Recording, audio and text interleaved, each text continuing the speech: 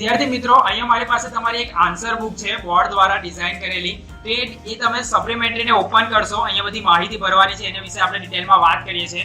તમે એને ઓપન કરશો એટલે અંદરના પેજ પર અહીંયા એક પરીક્ષાર્થી માટે અગત્યની સૂચનાઓ આપેલી છે. એ સૂચનાઓ તમારે વાંચવાની. ત્યારબાદ તમે જુઓ તો પેજ નંબર 3 પર આ રીતનું તમારી એક ડિઝાઇન આપેલી છે અને અહીંથી તમારે લખવાની શરૂઆત કરવાની છે.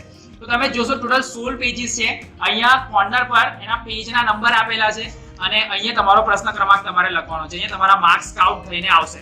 તો ટોટલ 16 પેજની આખી એક સપ્લિમેન્ટરી છે. તો શરૂઆત આપણે ઉપરથી કરીએ.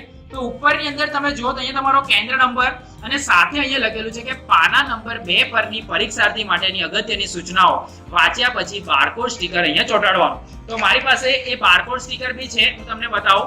તો આ રીતનું તમારું એક બારકોડ સ્ટીકર આવશે. એ બારકોડ સ્ટીકરને તમારે અહીંયા ચિપકાવવાનું છે અને એ થયા બાદ તમારે આ ખાકી સ્ટીકર એક આવે છે, ખાકી સ્ટીકર બી અહીંયા ચિપકાવવાનું છે. અને આ જે તમારી રિસીપ્ટ છે તે રિસીપ્ટની અંદરથી માહિતી કેવી રીતે ભરવાની એ બી હું તમને બતાવું છું. તો સૌથી પહેલા આપણે પાના નંબર 2 પરની સૂચનાઓને જોઈ લઈએ. તો એને તમે જેવું ઓપન કરશો તો ઓપન કરતાની સાથે અહીંયા પરીક્ષાર્થી માટે અગત્યની સૂચના છે. પરીક્ષાર્થીએ જવાબ લખવાનું શરૂ કરતા પહેલા નીચેની અગત્યની સૂચનાઓ અવશ્ય વાંચી લેવી. આ સૂચનાનો ભંગ કરવા બદલ પરીક્ષાર્થી સામે બોર્ડના નિયમ અને શિક્ષા કોષ્ટક મુજબ શિક્ષાત્મક કાર્યવાહી કરવામાં આવશે. તો અહીંયા પહેલું છે કે પરીક્ષાર્થીની ફી રસીદ અથવા તો પ્રવેશ પત્ર પરનો બેઠક નંબર તથા બારકોડ સ્ટીકર પરનો બેઠક નંબર એક જ છે કે નહીં એ તમારે ચકાસવાનો. બારકોડ સ્ટીકર પરનો વિષય કોડ બરાબર છે તેની ખાતરી કરી મુખ પૃષ્ઠ ઉપર બતાવેલા બારકોડ સ્ટીકર ચોંટાડવાના ખાનામાં બારકોડ સ્ટીકરને તમારે ચોંટાડવાનું છે.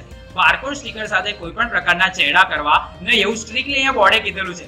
તો અહીંયા જો તમારે શું ચેક કરવાનું, તમારી પાસે જે બારકોડ સ્ટીકર તમને આપશે એની અંદર તમારો સીટ નંબર હશે લખેલો, સાથે સાથે જે તે વિષયનું પેપર હશે એનો વિષય કોડ આપેલો હશે.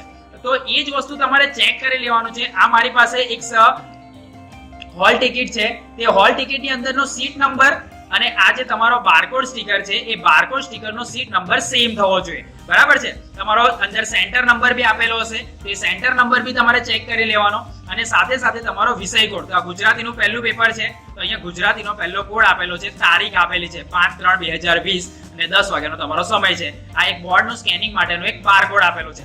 તો આ સ્ટીકરને તમારે લગાડવાનું છે. કેવી રીતે લગાડવાનું આપણે ડિટેલની અંદર જોઈએ, પણ સૌથી પહેલા આપણે આગળની સૂચનાઓ જોઈ લઈએ. પરીક્ષાર્થીએ ફી રસીદ પ્રવેશ પત્ર અનુસાર પોતાનો બેઠક નંબર ફક્ત નિયત જગ્યા સામે જ ચેકચાક કર્યા સિવાય અંગ્રેજી અક્ષરોમાં અંકો અને શબ્દો બંનેમાં લખવાનો છે. દાખલા તરીકે જો વિદ્યાર્થીનો નંબર C24591228 હોય તો બેઠક નંબરના ખાનામાં વિદ્યાર્થીએ નીચે મુજબ અંકો અને શબ્દોમાં લખાવવું જોઈએ. તો અહીંયા આખું એક ફોર્મેટ આપેલું છે, એ ફોર્મેટ પ્રમાણે તમારે લખવાનું છે. હવે અહીંયા જો અહીંયા સૌથી પહેલા ઉપર કેન્દ્ર નંબર લખેલો છે, તે કેન્દ્ર નંબર તમને અહીંયા તમારી રિસીપ્ટની અંદર મળશે. આની અંદર જે 6524, તો મેં બી અહીંયા લખી 6524. તો આપણે અહીંયા લખ્યું 6524. તમારે બ્લુ પેનથી જ માહિતી ભરવાની છે. ત્યારબાદ પરીક્ષાર્થીની સહી. તો તમે રિસીપ્ટની અંદર જેવી સાઇન કરેલી હોય, અહીંયા જો તમારી આ જે રિસીપ્ટ છે એ રિસીપ્ટની અંદર તમારી અહીંયા સાઇન હશે, તો અહીંયા સાઇન કરવાની છે. અહીંયા તો ડમી છે એટલે હું મારી સાઇન અહીંયા કરું છું. તો મેં અહીંયા ટોટલી મારી એક સાઇન કરી દઉં છું આ રીતની તમને બતાવવા ખાતર. ત્યારબાદ આપણે જોઈએ તો બેઠક નંબર. તો બેઠક નંબર તમને ક્યાં મળશે, તો તમે તમારી રિસીપ્ટને જોશો તો રિસીપ્ટની અંદર તમારે પરીક્ષાર્થીનો બેઠક ક્રમાંક એવું લખેલું છે. તો આની અંદર છે B81217556. તો મેં અહીંયા એ જ નંબરને અહીંયા લખીશ કે B81, એટલે આપણે અહીંયા લખીશું 8121217556. એક્ઝેક્ટ એટલા જ ખાના આપેલા હશે, તમારે એટલા જ ખાનાની અંદર માહિતીને ભરવાની છે. ત્યારબાદ તમારે જે બેઠક નંબર છે એને શબ્દમાં લખવાનો છે. તો શબ્દમાં લખતી વખતે તમારે અહીંયા બી લખવાનું. ત્યારબાદ અહીંયા 8 છે તો તમારે 8 નો સ્પેલિંગ લખવાનો, EIGHT. ત્યારબાદ 1 છે તો ONE1. ત્યારબાદ 2 છે તો TWO2. ત્યારબાદ 1 છે તો અહીંયા તમારે ફરીથી લખવાનું 1. પછી 7 છે તો SEVEN7. પછી 5 FIVE5 અને પછી લાસ્ટની અંદર છે 6. તો તમારે અહીંયા 6 લખવાનું છે. સેમ આ ફોર્મેટમાં તમારે માહિતી ભરવાની છે. ત્યારબાદ તમારા જે સુપરવાઇઝર આવશે, ખંડ નિરીક્ષક આવશે, તે ખંડ નિરીક્ષક એનું નામ અહીંયા સહી સાથે કરશે. દાખલા તરીકે મેં જો તમારો સુપરવાઇઝર હોય તો મેં અહીંયા મારું નામ લખું BAMANIYA અને મારું અહીંયા નામ લખું છું. બરાબર છે. અને અહીંયા મેં મારી સિગ્નેચર કરીશ. અને જોડે ડેટ કરીશ કે દાખલા તરીકે 5 તારીખ છે તો 5/3/2020. આ રીતે તમારી સુપરવાઇઝર તમારી અહીંયા સાઇન કરશે.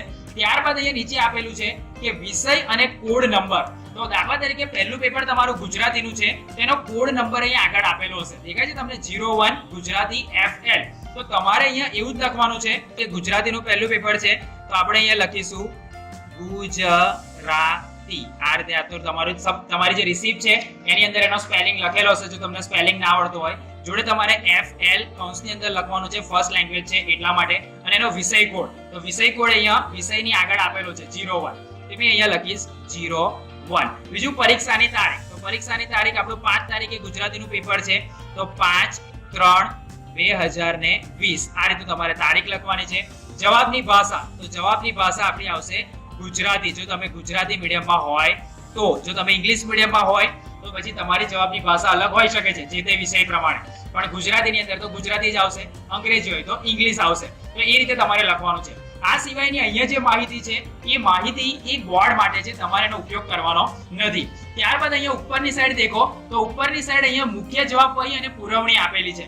તો પુરવણી સપોઝ દાખલા તરીકે તમે 3 લીધી તો 3 પુરવણી તમારે અહીંયા લખવાની, અને કુલ કેટલી થઈ તો 4 થઈ. તમારે 4 અહીંયા આ રીતે લખવાની રહેશે. આ માહિતી તમારે ભરવાની છે. હવે હું તમને બતાવું કે બારકોડ સ્ટીકર તમને આપશે તમારા સુપરવાઇઝર. તે સુપરવાઇઝરનું જે આપેલું બારકોડ સ્ટીકર છે ને કઈ રીતે ચિપકાવવાનું, અહીંયા એની માહિતી આપેલી છે, અહીંયા એની જગ્યા બી આપેલી છે. એને આ રીતે તમારે ચિપકાવવાનું છે. હું તમને ચિપકાઈને બતાવું. આ રીતે તમારો બારકોડ સ્ટીકર હશે, એ બારકોડ સ્ટીકરને તમારે આ રીતે ઉખાડી લેવાનું છે, અને ઉખાડ્યા બાદ તમારે આ જે એની નિયત જગ્યા આપેલી છે તેની જગ્યા પર તમારે સિમ્પલી એને પેસ્ટ કરી દેવાનું છે. બરાબર છે? તમારી માહિતી અને નંબર દેખાય એ રીતે. બરાબર? અહીંયા તમારો સીટ નંબર હશે, બ્લોક નંબર હશે, અને આન્સર વહીનો જે નંબર હશે એ બી અહીંયા આપેલો હશે. ત્યારબાદ એ થઈ ગયા પછી તમારી આ જે માહિતી છે એ કેવી રહેવી જોઈએ? સિક્રેટ રહેવી જોઈએ. તો સિક્રેટ માહિતી રહે એની માટે તમને આ રીતનું એક ખાકી સ્ટીકર આપવામાં આવશે. એ ખાકી સ્ટીકરને બી તમારે અહીંયા ચિપકાવવાનું છે. તો એ કેવી રીતે ચિપકાવવાનું? તો ખાકી સ્ટીકર તમારો સુપરવાઇઝર આપે, એને તમારે સિમ્પલી આ રીતે તમે કરશો એટલે ગમિંગ વાળું જ હોય છે. તે ગમિંગ વાળાને અહીંયાથી ઓપન કરી દેવાનું. ઓપન કર્યા બાદ તમારો આ જે સીટ નંબર અને જે માહિતી છે એ અંદર ઢંકાઈ જાય તે રીતે તમારે આ બારકોડ સ્ટીકરને અહીંયા જોઈન કરી દેવાનું છે. તો અહીંયા સિમ્પલી આ રીતનું એક પેસ્ટ થઈ જશે અને તમારી માહિતી હવે અહીંયા છુપાઈ ગઈ. હવે બોર્ડ વાળા તમારી માહિતી છે એને સ્કેન કરી અને ચેક કરી લેશે. તમારે એની ચિંતા કોઈ કરવાની છે નહીં. તમારા જે બી માર્ક્સ આવશે એ માર્ક્સ અહીંયા કુલ શબ્દોમાં લખાયેલા આવશે. સપોઝ કે કોઈ વિદ્યાર્થીના 80 માંથી 80 ગુણ આવે છે તો 80 માંથી 80 ગુણ એ અહીંયા ટોટલ લખેલા આવશે કે ભાઈ 80 આયા છે, અને શબ્દની અંદર લખશે EIGHT અને 0. પણ આ તમારો વિષય નથી. જે તે વિષય શિક્ષક જેને ચેક કરશે એની આવશે.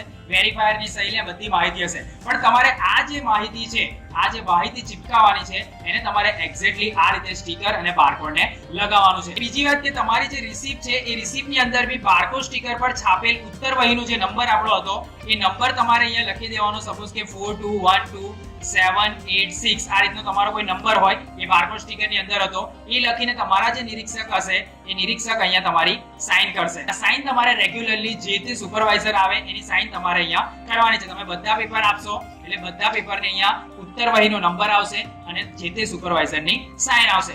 આ રીતની તમારી બોર્ડની પરીક્ષાની આખી પ્રોસિજર રહેશે.